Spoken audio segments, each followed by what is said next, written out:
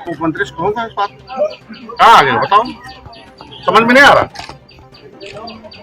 आप लोग समय कार्रवाई करते तो ऐसी घटना तो नहीं होती ना। अपराधी छूट रहा उसके बाद फिर आप लोग कार्रवाई नहीं कर रहे। जब लोग बैठ रहे हैं तब आप 304 लिखा दो, 302 करके भेजो, गिरफ्तार करके साल तक बताओ। मैं नहीं जानता हूँ, मेरी सरकार है, कितना प्रभावशाली व्यक्ति है उसके खिलाफ माननीय योगी जी कदम उठाते हैं। हो गया कई दिन हो गया ना, आपको सब पता है। यही देख लिया आप लोग। मैं आ रहा हूँ पीड़ित परिवार के, आप पीछे पीछे आ रहे हो जैसे आमजन हो। जनता आने क्या चाहते हैं, इनके अंदर आक्रोश हो जाता है। ये अधिकारी का गुण है। बोल भाई, ये पीड़ित आदमी है, इनकी पीड़ा आप सुन लिए होते तो हमें आने की क्या जरूरत पड़ती। अपराधी को क्यों बचा रहे, इसका क्यों बचा रहे, क्या रिलेशन हो सकता है।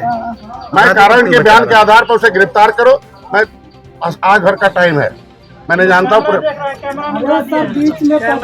मेरा कैमरा नहीं जानता हूँ। बयान के आधार पर इससे पहले भी झगड़े हो चुके हैं, धमकी दे चुका हूँ।